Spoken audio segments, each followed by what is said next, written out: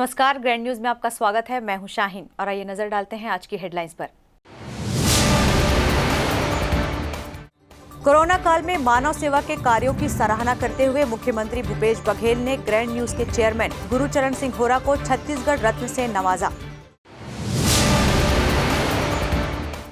सही समय पर सेक्टर 6 जामा मस्जिद से ग्रीन कॉरिडोर बनाकर दुर्ग पुलिस ने 2 लोगों की बचाई जान।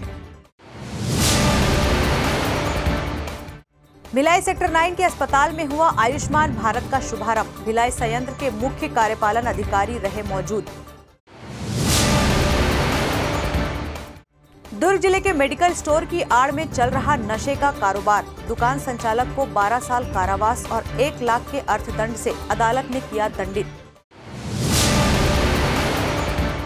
ग्रैंड न्यूज में अब खबरें विस्तार से। मुख्यमंत्री भूपेश बघेल और महापौर एजाज ढेबर की मौजूदगी में ग्रैंड ग्रुप के चेयरमैन गुरुचरण सिंह होरा को छत्तीसगढ़ रत्न अवार्ड दिया गया। कोरोना काल में जब अपनों ने साथ छोड़ दिया, ऐसे में सिख समाज के समन्वयक की भूमिका निभाते हुए सरदार गुरुचरण सिंह होरा ने कई हजार पैकेट जरूरतमंदों को उपलब्ध करवाए। वे हर दिन जरूरतमंदों को राशन का पैकेट कैसे मिल सके, इस दिशा में प्रयास करते रहे। गुरुचरण सिंह होरा के प्रयासों को देखते हुए जिला प्रशासन ने इसके बाद डोनेशन ऑन व्हील की शुरुआत की।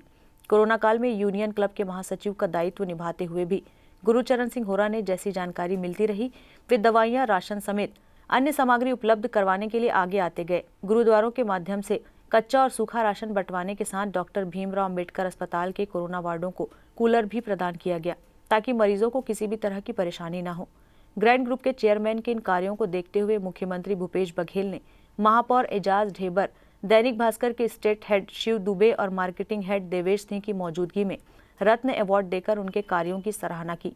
गुरुचरण सिंह होरा ने अपनी धर्मपत्नी कुलदीप कौर होरा के साथ जब यह अवार्ड लिया तो इस दौरान उनके सुपुत्र और छत्तीसगढ़ होटल एसोसिएशन के अध्यक्ष तरनजीत सिंह होरा समेत कई गणमान्य लोग मौजूद रहे। अवार्ड लेने के बाद गुरुचरण सिंह होरा ने मुख्यमंत्री के दैनिक भास्कर के स्टेट हेड और मार्केटिंग हेड का आभार जताया। दैनिक भास्कर ग्रुप द्वारा आज कोरोना काल में काम किए लोगों को रत्न अवार्ड देकर सम्मानित किया गया। माननीय भूपेश बघेल जी इस कार्यक्रम के मुख्य अतिथि थे। माननीय मुख्यमंत्री जी के साथ कोरोना काल में काफ़ी काम करने का अवसर प्राप्त हुआ। सबसे बड़ी बात ये थी, जो बाहर प्रदेश के लोग आए हुए थे, विस्थापित लोग, उनको भी माननीय मुख्यमंत्री जी ने हाउसिंग बोर्ड के मकान में रख के जूते चप्पल से लेकर हर चीज़ उपलब्ध कराने हेतु निर्देशित किया था। उस पूरे 2 कोरोना काल में हमारी कोशिश रही हम सबको अपने स्तर पे जो भी सुविधा उपलब्ध करा सकें। माननीय मुख्यमंत्री के निर्देश से हमने काम किया है और आज उन रत्नों को सम्मानित किया। मैं माननीय मुख्यमंत्री और सर्वप्रथम दैनिक भास्कर समूह के आपके स्टेट हेड शिव दुबे जी और देवेश जी, इनका बहुत आभार मानता हूँ, धन्यवाद करता हूँ। छत्तीसगढ़ रत्न अवार्ड समारोह में आशाएं संस्था के अध्यक्ष और टूटेजा ट्यूटोरियल के संचालक यश टूटेजा को भी रत्न अवार्ड मुख्यमंत्री के हाथों मिला। यश टूटेजा के साथ छत्तीसगढ़ होटल एसोसिएशन अध्यक्ष तरनजीत सिंह होरा ने राशन, साबुन, मास्क, सैनिटाइजर वितरण करने में अहम भूमिका निभाई। डोनेशन ऑन व्हील के माध्यम से कई हजार पैकेट जिला प्रशासन को कोरोना काल में देते रहे। यश टूटेजा को अवार्ड मिलने पर तरनजीत सिंह होरा ने बधाई दी। यश टूटेजा ने भी संस्था से जुड़े सभी सदस्यों का आभार जताया। Bureau report, grand news. Durg पुलिस ने 2 ग्रीन कॉरिडोर बनाकर 2 मरीजों की जान बचाने में सफलता प्राप्त की है। सीनियर पार्षद वशिष्ठ नारायण मिश्रा के पास इमाम के परिजनों का फोन आया। परिजनों ने बताया कि 78 वर्षीय इमाम अजमनुद्दीन हैदर को पहले सेक्टर 9 अस्पताल में भर्ती किया गया था। यहां तबीयत में सुधार नहीं हुआ तो डॉक्टर गुरुनाथ के पास अस्पताल लेकर गए। वहां आज तबीयत ज्यादा बिगड़ी तो पार्षद वशिष्ठ ने परिजनों से संपर्क किया। पार्षद वशिष्ठ ने बिना देरी किए ही ट्रैफिक डीएसपी गुरजीत सिंह से चर्चा की। गुरजीत ने अपने उच्चाधिकारियों से बात कर ग्रीन कॉरिडोर के लिए समन्वय किया। छत्तीसगढ़ जामा मस्जिद के पेश इमाम साहब की तबीयत कल अचानक सेक्टर 9 के अस्पताल में एडमिट होने के बाद के गुरुनाथ के अस्पताल में स्थानांतरित करने में ख़राब हो गई थी और उनके द्वारा इस बात की सूचना उनके परिवार के परिजनों ने मुझको दिया कि उनको ले जाना है रायपुर और तत्काल ले जाना है। तो उसके लिए पुलिस के अधिकारियों से बातचीत करके ग्रीन कॉरिडोर बनाया गया और लगभग 9:03 को वो लोग निकले और 9:47 को वहाँ पहुँच गए। लगभग इस पूरे कोरोना काल में 20 लोगों को आवश्यकता के हिसाब से ग्रीन कॉरिडोर बना के रायपुर उच्चतम इलाज के लिए भेजा गया। रात 9 बजे सुपेला स्थित डॉक्टर गुरुनाथ अस्पताल से रामकृष्ण केयर अस्पताल रायपुर के लिए रिफर किया गया। पार्षद वशिष्ठ नारायण मिश्रा ने बताया कि इमाम को रायपुर अस्पताल ले जाने के लिए रायपुर से एम्बुलेंस मंगवाना पड़ा। उसके लिए भी ग्रीन कॉरिडोर बनाया गया ताकि भिलाई स्थित अस्पताल जल्दी पहुंच सके। रायपुर से ग्रीन कॉरिडोर बनाकर एम्बुलेंस को लाया गया। उसके बाद मरीज को रायपुर ले जाया गया। ग्रैंड न्यूज़ के लिए कैमरामैन हर्ष सोनी के साथ अतुल शर्मा की रिपोर्ट।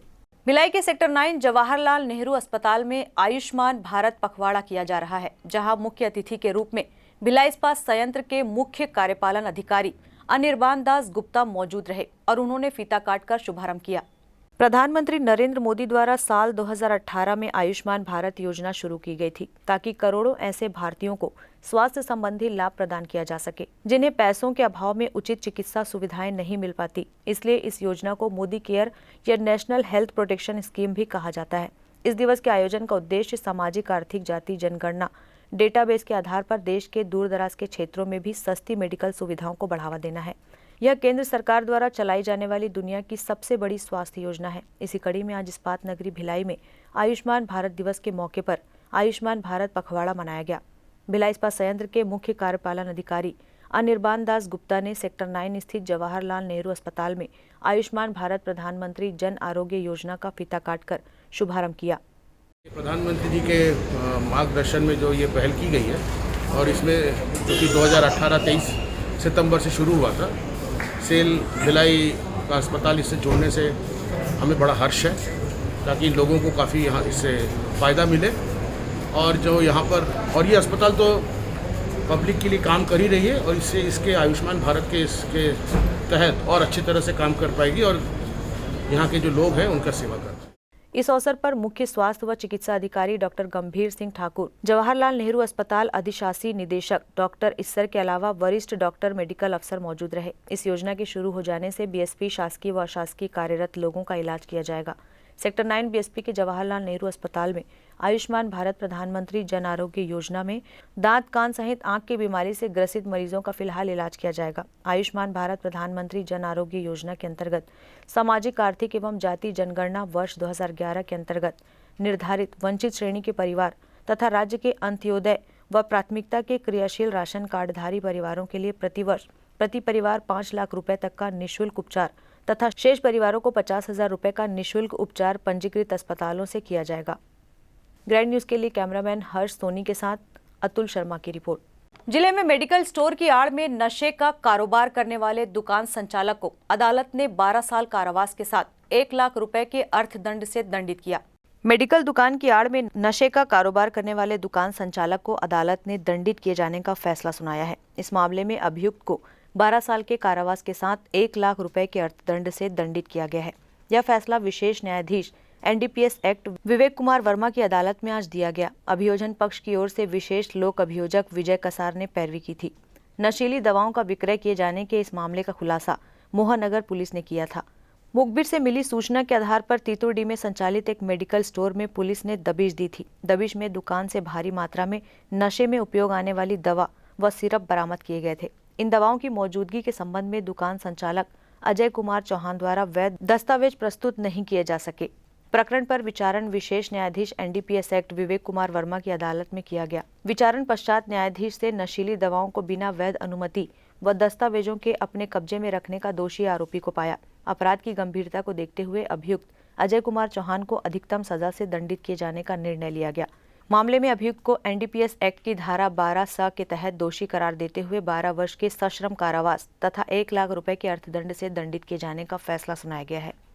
दिनांक 21/1/18 को मोहननगर पुलिस को सूचना मिली कि तीतुरडी में अजय कुमार चौहान नामक व्यक्ति मेडिकल स्टोर की आड़ में नशीली दवाइयों का विक्रय कर रहा है, जिस पर मोहननगर पुलिस के द्वारा दबिश देकर मौके पर पकड़ा गया और उसके निवास से काफ़ी भारी मात्रा में नशीली दवाइयाँ कोडेशिन, फास्फोट, स्पास्मोपोक्सिमा और नाइट्रोवेट टेबलेट या नाइट्रोटेन टेबलेट काफ़ी मात्रा में बरामद की गई। इस संबंध में आरोपी अजय चौहान से पूछताछ करने पर उसके द्वारा किसी प्रकार का कोई बिल नहीं दिया गया। पता चला कि उसके द्वारा नशीली दवाई को दवा दुकान के आड़ में बेचा जा रहा था। पुलिस द्वारा की गई कार्रवाई के बाद न्यायालय द्वारा विचारण किया गया। विचारण में न्यायालय द्वारा उसे दोष सिद्ध किया गया। न्यायालय द्वारा अपने निर्णय में विशेष रूप से इस बात का जोर दिया गया है कि नशीली दवाओं से समाज के युवा वर्ग में नशे की बढ़ती प्रवृत्ति, अन्य आपराधिक गतिविधियों को भी बढ़ावा मिल रहा है तथा देश का युवा वर्ग नशे की चपेट में आकर अंधकार में भविष्य की ओर अग्रसर हो रहा है। इसलिए अभियुक्त को न्यूनतम दंड से दंडित किया जाना उचित नहीं होगा। इसलिए अधिकतम दंड 12 वर्ष के कारावास तथा 1 लाख रुपये से दंडित किया गया है। अदालत ने कहा कि इस प्रकार के अपराध समाज व देश को भी प्रभावित करते हैं। फैसला सुनाते हुए विशेष न्यायाधीश ने कहा कि इस प्रकार के अपराध के व्यक्ति को नहीं वरन परिवार, समाज व देश को भी प्रभावित करते हैं।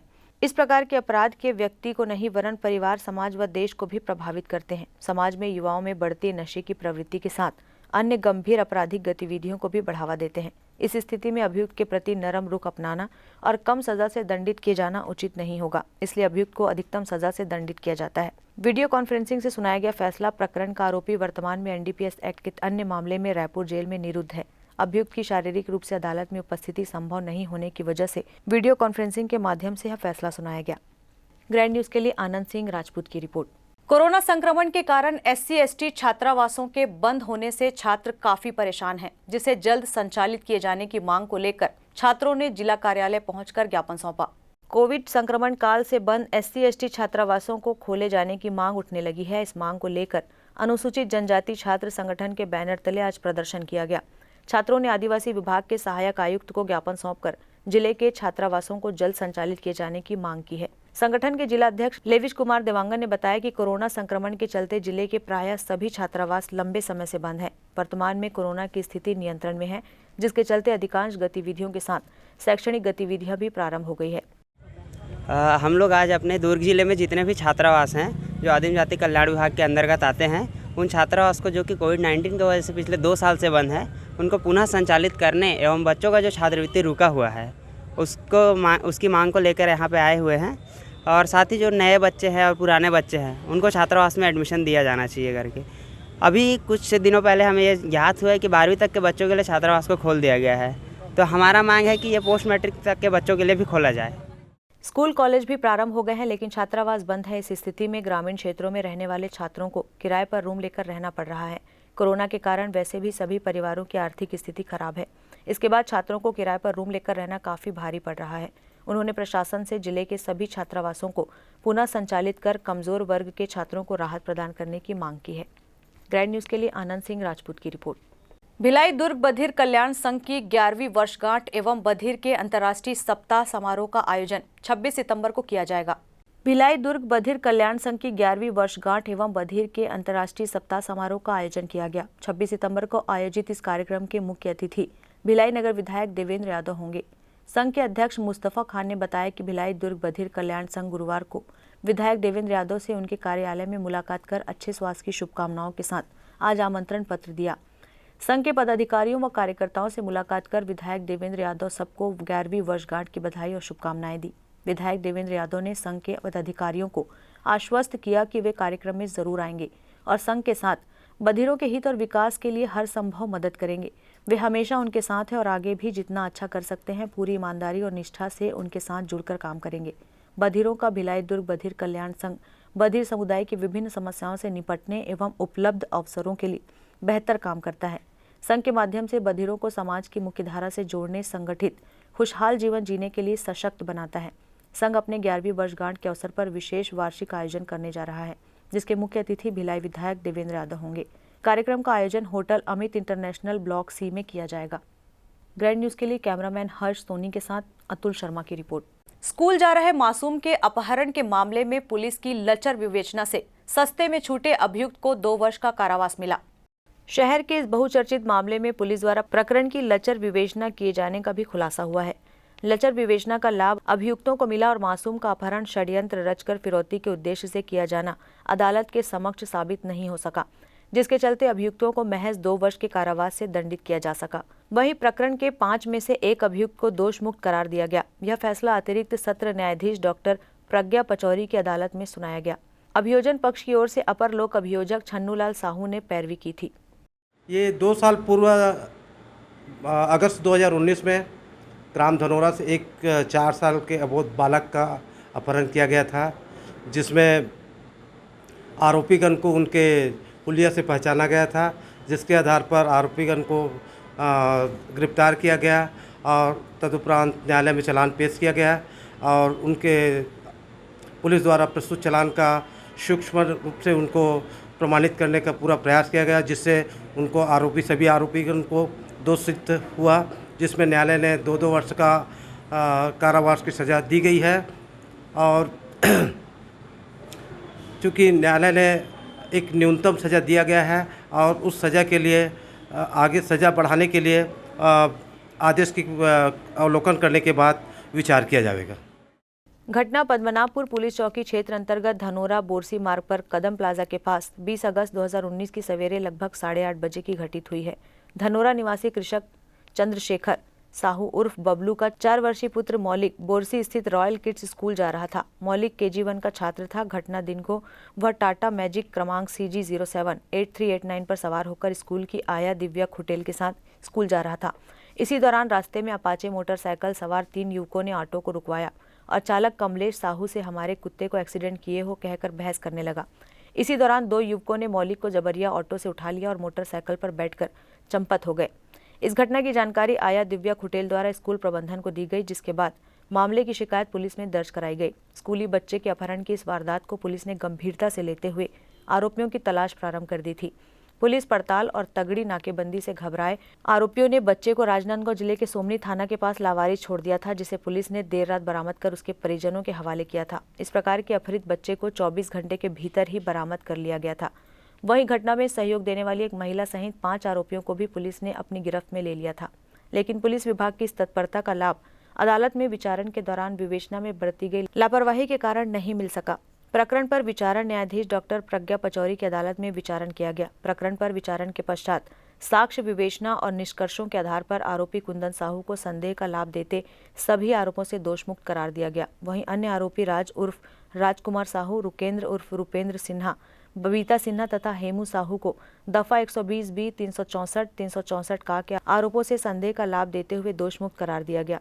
इन 4 अभियुक्तों पर महज सामान्य आशय से बच्चे का अपहरण किए जाने का अपराध सिद्ध हो सका। चारों आरोपियों को दफा 363 व 365 के तहत दोषी करार देते हुए 2-2 वर्ष के कठोर कारावास तथा 2-2 हजार रुपए के अर्थदंड से दंडित किए जाने का फैसला सुनाया है। ग्रैंड न्यूज के लिए आनंद सिंह राजपूत की रिपोर्ट। वक्त है एक ब्रेक का, आप देखते रहिए grand news.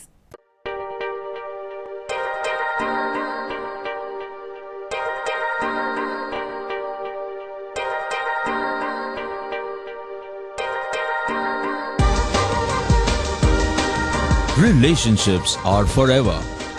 Out of all loved ones, your children are most precious. One of our biggest dreams is to give our children's marriage the top in luxury and facility.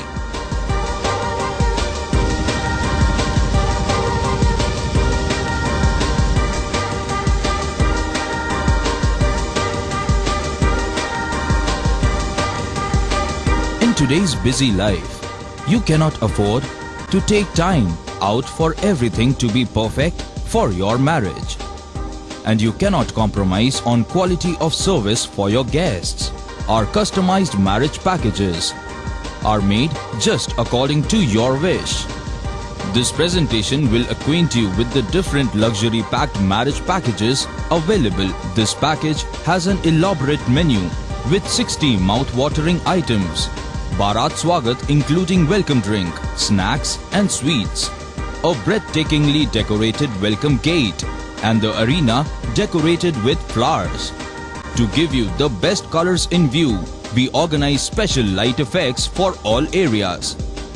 We take care of decorating the groom's car to its best attire and exclusive DJ beats for extreme fun and valet parking to make your guests feel like an emperor. Our exclusive add-ons give you unlimited freedom to customize your ceremony to its best. Celebration safari Barnawapara wildlife लाइफ सेंचुरी में स्थित खूबसूरत cottage and rooms, Bastar art से सुसज्जित शानदार cottage, सर्व सुविधा युक्त रूम्स, बाथटब युक्त बाथरूम, स्विमिंग पूल, बच्चों के खेलने के लिए पार्क, खान पान की व्यवस्था, प्रोफेशनल सर्विस, सेंचुरी घुमाने के लिए वाहन की व्यवस्था। Celebration safari bar Navapara. For booking and more details contact 942255070202। मैं जब अपने बालों को कोम करती थी तो मेरे काफ़ी ज़्यादा बाल कोम्बिंग से टूट जाते थे और सीजनल चेंजेस की वजह से डैंड्रफ भी होता था। फैमिली में भी कुछ लोगों को ये प्रॉब्लम थी। तब मुझे मेरी फ्रेंड ने वास्तु गुरुजी हेयर ऑयल सजेस्ट किया, जिसके सिर्फ 2 यूजेस बाद ही मुझे ऐसा लगा जैसे मेरी स्कैल्प क्लीन महसूस हो रही है और सिर्फ 4 वॉशेस बाद ही मेरी हेयर फॉल और डैंड्रफ की प्रॉब्लम ऑलमोस्ट जड़ से खत्म हो गई। और इस ऑयल की सबसे अच्छी बात यह है कि ये होममेड है और उससे भी अच्छी बात यह है कि ये वर्क करता है।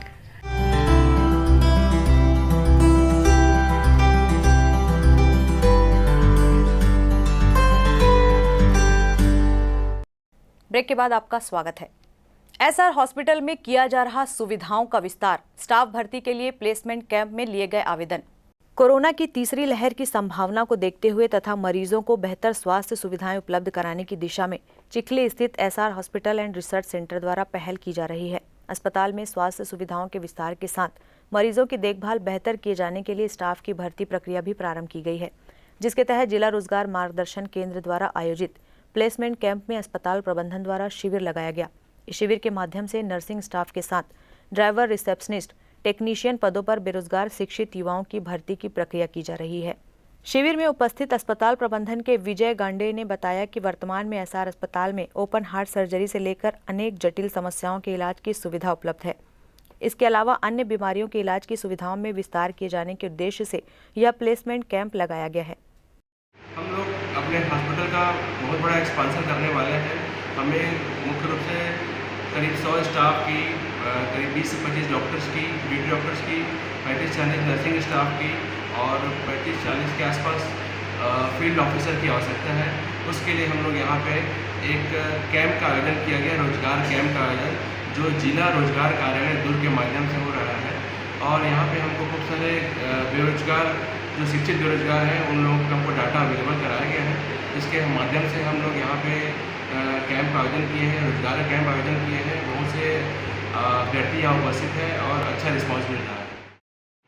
आज यहाँ पर दुर्ग में जिला रोजगार कार्यालय मार्गदर्शन केंद्र में एसआर हॉस्पिटल और रिसर्च सेंटर चिखली की ओर से एक रोजगार मेले का आयोजन किया गया है, जिसमें हम यहाँ पर हॉस्पिटल के लिए जो रिक्वायरमेंट है, जैसे कि नर्सिंग स्टाफ्स हैं, ड्यूटी डॉक्टर्स हैं, हॉस्पिटल अटेंडेंट हैं और टेक्नीशियंस है, ओटी टेक्नीशियंस हैं। साथ ही साथ हम हमारे हॉस्पिटल के लिए ड्राइवर्स, गार्ड्स और जो दूसरे स्टाफ की ज़रूरत है, जैसे हमारे यहाँ फाइनेंस में ज़रूरत है स्टाफ की, इसी तरह से हमारे रिसेप्शनिस्ट की ज़रूरत है।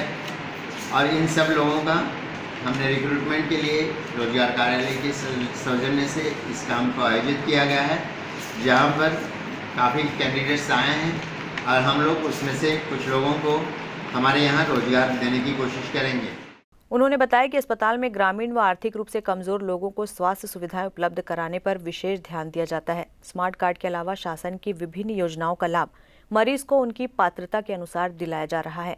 वहीं plastic surgeon doctor Yatendra Kumar ने बताया कि एसआर अस्पताल का बड़े पैमाने पर विस्तार किया जा रहा है। इसके लिए लगभग 100 लोगों के स्टाफ की भर्ती की प्रक्रिया इस प्लेसमेंट कैंप के माध्यम से प्रारंभ की गई है, जिसके लिए शिक्षित बेरोजगारों से बायोडाटा कलेक्ट किए जा रहे हैं। हॉस्पिटल के लिए 20 doctor, 35 nursing staff, 35 field officer सहित अन्य पदों पर भर्ती प्रस्तावित है। ग्रैंड न्यूज के लिए आनंद सिंह राजपूत की report. School games federation of India के अंतर्गत तीरंदाजी की अंतर जिला स्तरीय संभागीय प्रतियोगिता का आयोजन किया गया। इस प्रतियोगिता का आयोजन BMY चरोदा में दिनांक 23 सितंबर 2021 को संपन्न हुआ। इसमें आयु वर्ग 14, 17 और 19 के बालक एवं बालिका वर्ग के 5 जिलों की टीमों ने भाग लिया। इसमें लगभग 120 प्रतिभागियों ने भाग लिया, जो कि जिला राजनांदगांव, दुर्ग, बेमेतरा, बालोद एवं कवर्धा जिले का प्रतिनिधित्व कर रहे थे। इस प्रतियोगिता में दिव्यांग बच्चे, जिन्हें कोच द्वारा विशेष प्रयासों द्वारा प्रशिक्षित किया गया है, उन्हें भी भाग लेने का मौका मिला। एवं हरित जो सुन एवं बोल नहीं सकता, उन्होंने अपनी कला का प्रदर्शन किया। इस प्रतियोगिता के मुख्य अतिथि D Vijay Kumar, district coordinator men's Congress SECR Raipur एवं विशिष्ट अतिथि गिरिसर प्रभारी carriage and wagon repair shop VMY Charoda थे। चयन एवं निर्णायक समिति के प्रमुख दुर्गेश पांडे बीजापुर एवं उमेश बघेल आर्चरी कोच दुर्ग उपस्थित थे। जैसा कि हमारे यहाँ अभी SGFI Durg division SGFI archery competition conduct हुआ है और बहुत सभी के सहयोग से बहुत ही अच्छे से संपन्न हो पाया है अभी, और अब हम रिजल्ट की ओर हैं। और जो इसमें 5 जिले के बच्चे दुर्ग संभाग को प्रतिनिधित्व करते हुए अभी राज्य स्तरीय में कोंडागांव जाएंगे खेलने के लिए। तो यहाँ दुर्ग संभाग में 5 जिले के बच्चे आए हुए हैं, दुर्ग, बालोद, बेमेतरा, राजनांदगांव, कबीरधाम, जिसमें से ये बच्चे जो सेलेक्ट हुए हैं उनका लिस्ट अभी कुछ ही देर में तैयार हो जाना है। फिर वो बच्चे जो सिलेक्ट हैं वो 28 तारीख को कोंडागांव में राज्य स्तरीय SGFI टूर्नामेंट में अपने दुर्ग संभाग को प्रतिनिधित्व करेंगे। कार्यक्रम की अध्यक्षता विद्यालय के प्राचार्य डी लक्ष्मी एवं अमिताभ प्रकाश शारीरिक शिक्षा शिक्षक तथा राजेश कुमार साहू ने की। कार्यक्रम की सफलता के लिए डॉक्टर दिलीप शर्मा एवं समस्त जिलों के कोच, मैनेजर, प्रतिभागी एवं रेलवे विद्यालय के शिक्षकों का उल्लेखनीय योगदान रहा। इस प्रतियोगिता में चयनित विद्यार्थी 28 अक्टूबर से कोंडागांव में होने वाले राज्य स्तरीय शालेय क्रीड़ा प्रतियोगिता के तीरंदाजी प्रतियोगिता में अपने संभाग का प्रतिनिधित्व करेंगे। ग्रैंड न्यूज के लिए कैमरामैन हर्ष सोनी के साथ अतुल शर्मा की report. All India football federation में एशिया कप के क्वालिफाइड के लिए India under 23 football national team की घोषणा की गई। इस टीम में Chhattisgarh Bhilai sector 1 quarter 6B निवासी प्रवीण सिंह के पुत्र प्रतीक कुमार सिंह को शामिल किया गया। एशिया कप क्वालिफाइड राउंड के लिए 25 अक्टूबर से UAE अबू धाबी में मैच खेला जाएगा। इसके लिए इंडिया कैंप 17 अक्टूबर से बेंगलोर में आयोजित है। छत्तीसगढ़ व अविभाजित मध्य प्रदेश में यह पहला अवसर है जब भिलाई के प्रतिभावान फुटबॉल खिलाड़ी प्रतीक का चयन हुआ है। प्रतीक DAV हुडको भिलाई व शंकरा सेक्टर 10 का विद्यार्थी रहा है। प्रतीक बचपन से ही फुटबॉल के प्रति समर्पित रहा है। इसके पूर्व उसे छत्तीसगढ़ अंडर 19 ATK मोहन बागान कलकत्ता, चेन्नई सिटी FC में खेल चुका है। फिलहाल प्रतीक नारोका FC मणिपुर में अभ्यासरत है। प्रतीक फुटबॉल में गोलकीपर की पोजीशन में खेलता है। पार्षद रश्मि सिंह के पुत्र प्रतीक के चयन पर छत्तीसगढ़ फुटबॉल संघ के सचिव डॉक्टर GD गांधी व दुर्ग फुटबॉल संघ के सचिव मोहन लाल ने प्रसन्नता व्यक्त करते हुए बधाई दी है। गौरतलब है कि प्रतीक के पिता प्रवीण सिंह फुटबॉल के संतोष ट्रॉफी कोच व सेल के सेलेक्टर रह चुके हैं। ग्रैंड न्यूज के लिए कैमरामैन हर्ष सोनी के साथ अतुल शर्मा की रिपोर्ट। क्षेत्रीय प्रतियोगिता भिलाई के शंकराचार्य मेडिकल कॉलेज में तैराकी प्रतियोगिता का आयोजन किया गया। इसमें 150 से 200 बालक बालिकाओं ने भाग लिया। भिलाई के शंकराचार्य मेडिकल कॉलेज में तैराकी प्रतियोगिता रखी गई थी। इस प्रतियोगिता में भाग लेने दुर्ग, बेमेतरा, राजनांदगांव, कवर्धा के खिलाड़ी भाग लिए। इस प्रतियोगिता में 4 स्ट्रोक रखे गए थे। Free style, back stroke, butterfly रखे गए। प्रत्येक स्ट्रोक के अंतर्गत 50 metre, 100 metre, 200 metre, 400 metre, 800 metre, 15 metre की प्रतियोगिता कराई गई। खिलाड़ियों ने दमखम दिखाते हुए इस प्रतियोगिता को कुछ ने जीता तो कुछ लोगों को निराशा हाथ लगी। शंकराचार्य मेडिकल कॉलेज के स्विमिंग पूल में संभाग स्तरीय जिसे क्षेत्रीय प्रतियोगिता के रूप में आयोजित की गई थी, जिसमें 5 जिला दुर्ग, बेमेतरा, कवर्धा, राजनांदगांव और बालोद जिला के प्रतिभागी भाग लिए। लगभग 150 के प्रतिभागी यहाँ पर आए हुए थे और इस इवेंट में 4 स्ट्रोक रखा गया था, जिसमें free style, back stroke, butterfly और ब्रेस्ट स्ट्रोक। और इन्हीं के स्ट्रोक के अंतर्गत 50 metre, 100 metre, 200 metre, 400 metre, 800 metre और 1500 मीटर की प्रतियोगिताएं जो है आयोजित की जाती थी। और जो भी प्रतिभागी इसमें चयनित हुए हैं, ये सभी आने वाले समय में राज्य स्तरीय प्रतियोगिता है जो कि जगदलपुर में आयोजित होनी है, उसमें ये भाग लेंगे। यह बहुत ही अच्छे से संचालित हुए और इसमें हमारे साथ में लाइफ गार्ड के जो ऑफिशियल थे वो भी संलग्न थे। यह साले स्तर की प्रतियोगिता है और लगभग 2 साल के बाद यह फिर आयोजित होने जा रही है। आने वाले दिनों में ऐसी प्रतियोगिता जिले में होने वाले हैं। जीतने वाले खिलाड़ी राज्य स्तरीय जगदलपुर में अपना लोहा मनवा कर आएंगे। ग्रैंड न्यूज के लिए कैमरामैन हर्ष सोनी के साथ अतुल शर्मा की रिपोर्ट। निजी डॉक्टरों की कमीशनखोरी को लेकर एक बार फिर मामला उजागर हुआ है, जिसे लेकर युवा कांग्रेस ने रानी अवंतीबाई चौक में विरोध प्रदर्शन किया। निजी डॉक्टरों की कमीशनखोरी का मामला प्रकाश में आया है, जिसको लेकर आज कांग्रेस युवा नेता सादिक रजा के नेतृत्व में युवाओं ने रानी अवंतीबाई चौक में धरना प्रदर्शन कर अपना रोष जताया। वहीं उनका कहना था कि मरीजों को असत्य जानकारी देकर अपने चहेते जांच केंद्रों में जांच कराने बाध्य कर अनाधिकृत धन वसूली और उनके चहेते जांच केंद्रों के अलावा दूसरे जांच केंद्र से जांच करवाने पर बुरा भला कहकर प्रताड़ित किया जाता है। ऐसा ही एक मामला कोका निवासी तस्लीम खान का है, जहां चहेते जांच केंद्र की महंगाई को देखते हुए जब तस्लीम खान ने आधी कीमत पर टेस्ट करवाकर रिपोर्ट दिखाया तो डॉक्टर राजेश भी भड़क गए, क्योंकि उनको वहां से कमीशन नहीं मिलता।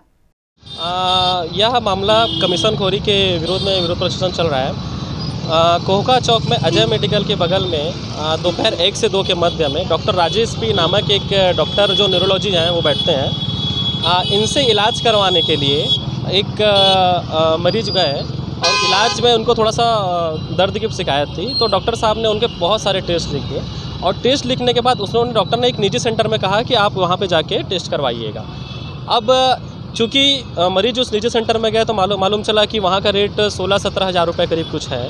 तो मरीजों ने 2-3 जगह सेंटर में अपना रेट पता किया, फिर लास्ट में उनको सबसे सस्ता एक दूसरे सेंटर में रेट उनको पड़ा, तो उन्होंने वहाँ पे अपना इलाज करवा लिया। जो 16,000 का था उसमें उन्होंने 8,000 में उसका इलाज टेस्ट करवा लिया। उसके बाद फिर वो रिपोर्ट पकड़ के हम जहाँ पे टेस्ट करा उनके पास गए, उनके समक्ष हमने सब ने बात रखी, तो उन्होंने कहा कि हमारी रिपोर्ट पूरी क्लियर है, आपके डॉक्टर आपको गुमराह कर रहे हैं, क्योंकि आपके ने चाहते जहाँ डॉक्टर बोले तो वहाँ पे टेस्ट नहीं किया। इसका पूरी रिकॉर्डिंग वीडियो सबूत हमारे पूरे पास में है। ये डॉक्टर की पूरी मानी है, ये कमीशन का खेल पूरा चल रहा है। इससे डॉक्टर जो कमीशन को डॉक्टर हैं उनको समझ में आया कि अब ये भूपेश बघेल सरकार में माननीय TS सिंहदेव जी के नेतृत्व में ये सब काम अब बिल्कुल नहीं चलेगा। ये भारतीय युवा कांग्रेस वाले एक ज्ञापन मेरे को दे रहे हैं जो कलेक्टर साहब के नाम से है, जिसमें ये लोग लेख किए हैं कि डॉक्टर P प्रकाश कोहका का है ये, तो ये पेशेंट को अपने चाहते डॉक्टरों के पास टेस्ट तक ले भेजते हैं ये, और पेशेंट से अभद्र व्यवहार ये करते हैं। इस संबंध में इनका एक ज्ञापन है, ज्ञापन ले लिया गया है। इनको कलेक्टर साहब को और CMO साहब को कार्रवाई के लिए भेजी जाएगी। वहीं इस मामले को लेकर युवा कांग्रेस ने जांच किए जाने को लेकर कलेक्टर के नाम स्मृति नगर चौकी प्रभारी को ज्ञापन सौंप जांच कर कार्रवाई किए जाने की मांग की है। ग्रैंड न्यूज के लिए कैमरामैन हर्ष सोनी के साथ अतुल शर्मा की रिपोर्ट। छत्तीसगढ़ के बेमेतरा जिले के स्कूल में बड़ा हादसा हुआ। क्लास के दौरान स्कूल की छत से अचानक प्लास्टर गिर गया। हादसे में 6 बच्चियां घायल हो गई, वहीं 2 बच्चों की स्थिति गंभीर है। शासकीय प्राथमिक शाला रन बोर्ड का ये पूरा मामला है। घटना की जानकारी मिलते ही संसदीय सचिव गुरुदयाल सिंह बंजारे बच्चों को देखने सामुदायिक स्वास्थ्य केंद्र नवागढ़ पहुंचे हैं। गंभीर रूप से घायल 2 बच्चियों को जिला अस्पताल रेफर किया गया है। संसदीय सचिव ने बच्चों के बेहतर स्वास्थ्य सुविधा प्रदान करने के लिए अधिकारियों को निर्देश दिए हैं। बता दें कि जिले में 250 से ज्यादा स्कूल जर्जर हालत में हैं, लेकिन बार बार पत्र लिखने के बावजूद भी विभाग फंड न होने का हवाला देकर इनकी मरम्मत नहीं कर पा रहा है। बताया जा रहा है कि जिस स्कूल में यह हादसा हुआ है वह लगभग 22 साल पुराना है। Bureau report, grand news. तुहर सरकार तुहर द्वार के तहत जिले के लोग परिवहन विभाग से लाभान्वित हो रहे हैं।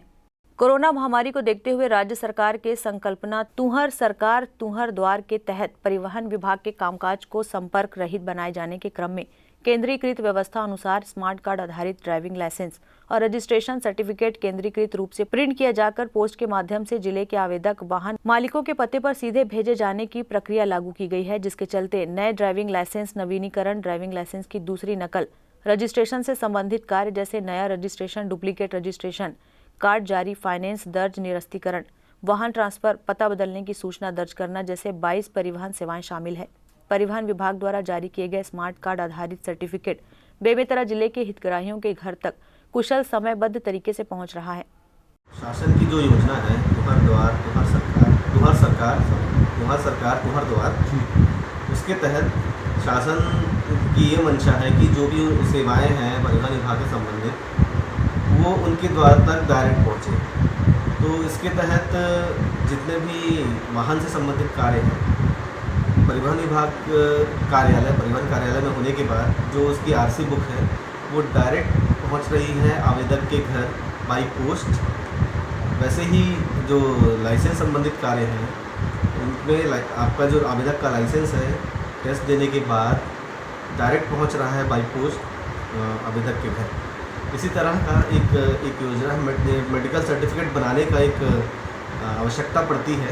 जो 40 साल से ऊपर के व्यक्ति होते हैं लाइसेंस के दौरान, तो वो मेडिकल सर्टिफिकेट जो पहले ऑफलाइन बना करता था, अब उसको शासन ने मतलब परिवहन विभाग के द्वारा उसको ऑनलाइन कर दिया गया है, जिसमें क्या करना होता है कि आवेदक को आवेदन करने के बाद मेडिकल सर्टिफिकेट बनवाने के लिए क्लिनिक में जो रजिस्टर्ड डॉक्टर्स हैं, जो परिवहन विभाग में जिनका रजिस्ट्रेशन हो चुका है, उनके पास जाकर अपना मेडिकल चेकअप कराकर ऑनलाइन ही उनको अप्रूवल कराना होता है। आवेदित मामलों का परिवहन विभाग से अनुमोदन उपरांत वाहन स्वामी व लाइसेंसधारी को आसानी से घर बैठे पोस्ट ऑफिस के जरिए सर्टिफिकेट प्राप्त हो रहे हैं। परिवहन विभाग द्वारा जारी सर्टिफिकेट को पोस्ट ऑफिस के माध्यम से घर तक पहुंचने से आवेदकों को अनावश्यक रूप से परिवहन विभाग का चक्कर नहीं लगाना पड़ेगा। सड़क दुर्घटना या अन्य मामलों पर वाहन स्वामियों की पतासाजी करने में पुलिस विभाग को आसानी होगी। ड्राइविंग लाइसेंस जिनमें फॉर्म 1A मेडिकल सर्टिफिकेट की आवश्यकता होती है, उन्हें ऑनलाइन पेपरलेस किया जा चुका है। इससे फर्जी तरीके से मेडिकल सर्टिफिकेट पर अंकुश लगाई जा सकी है। Bureau report, grand news. लगभग 2 वर्ष पूर्व राजनांदगांव जिले में 2 हाथियों की आमद के बाद अब 22 हाथियों का दल मोहला क्षेत्र के जंगलों में विचरण कर रहा है, जिसे लेकर वन विभाग ने चेतावनी दी है। राजनांदगांव जिला मुख्यालय से लगभग 85 किलोमीटर दूर मोहला क्षेत्र के पानाबरस जंगल में 22 हाथियों का दल बीते 2 दिनों से विचरण कर रहा है। बीती रात इन हाथियों के दल ने उत्पात मचाते हुए ग्राम बैगा टोला के ग्रामीण का कच्चा मकान तोड़ दिया। वहीं अब इन हाथियों का दल 2 भागों में बंटकर अलग अलग क्षेत्रों में निकल पड़ा है, जिसमें एक दल पानाबरस जंगल के वन परिक्षेत्र क्रमांक 477 में देखा गया है। वन विभाग के द्वारा वन विभाग की टीम और ग्राम वन समिति के माध्यम से हाथियों और लोगों को सुरक्षित रखने की कवायद की जा रही है, जिसके तहत ग्रामीणों को जंगल में नहीं जाने की समझाइश दी गई। इस मामले में राजनांदगांव वन मंडलाधिकारी गुरुनाथन एन का कहना है कि हाथियों का दल 2 भागों में बंटकर विचरण कर रहा है। आसपास गांव में मुनादी कराकर हाथियों के अनुकूल व्यवहार करने की समझाइश ग्रामीणों को दी जा रही है। वहीं जंगल में जाने से लोगों को मना किया गया है। हमारा राज्य में जो है अधिकांश हाथियां हैं, सरगुजा संभाग में और बिलासपुर संभाग में होता है। अभी दुर्ग में वैसे बालोद जिला में है, अभी पहली बार जो है हमारा आया है। इसका पहले जो है 2 साल का पहले आया है, 2 आए हैं, लेकिन अभी एक झुंड लगभग 22 है उसमें। वो झुंड अभी मोहला एरिया जो पानाबरस जंगल है वहाँ 477 कंपार्टमेंट नंबर है उसमें है। अभी पूरा हम लोग की तरफ से, वन विभाग की तरफ से एक टीम गठित किया है और उसके नीचे जो है डिफरेंट ग्रुप्स भी बनाए हैं।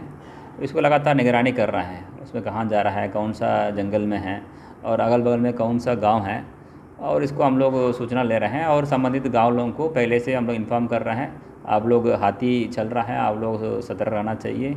और स्पेशली जो युवक लोग हैं शाम को ऐसे पीना वाला है, सब लोगों को क्लियर बोल रहा है, क्योंकि कई लोग घटना इसका पहले भी जो है बिलासपुर संभाग में हुआ है। क्या है, लोग उसको सेल्फी खींचना, वो बगल में जाके पत्थर मारना, ये सब चीज़ उसको साथ नहीं करना चाहिए, क्योंकि एक ग्रुप का जानवर है, वो अपना बच्चों को सुरक्षा के हिसाब से कोई नुकसान करने से वो उनका गुस्सा आ जाता है। इसलिए हम लोग उनको कैसा उनका साथ बिहेव करना है और सब लोगों को अकेले नहीं जाना जंगल का अंतर्गत, ये सब चीज़ आपको क्या करें क्या ना करें इसके बारे में हमारा जो है दल जो है वहाँ जिला प्रशासन के साथ जो है मिलके पुलिस का सहयोग से कर रहा है। लगभग 2 वर्ष पूर्व राजनांदगांव जिले में बालोद जिले की ओर से 2 हाथियों की आमद हुई थी। वहीं इसके बाद अब 2 दिन पूर्व ही बालोद जिले से लगभग 22 हाथियों का झुंड मानपुर मोहला क्षेत्र की ओर से प्रवेश किया है। इन हाथियों के झुंड के द्वारा फसलों को नुकसान भी पहुंचाया जा रहा है।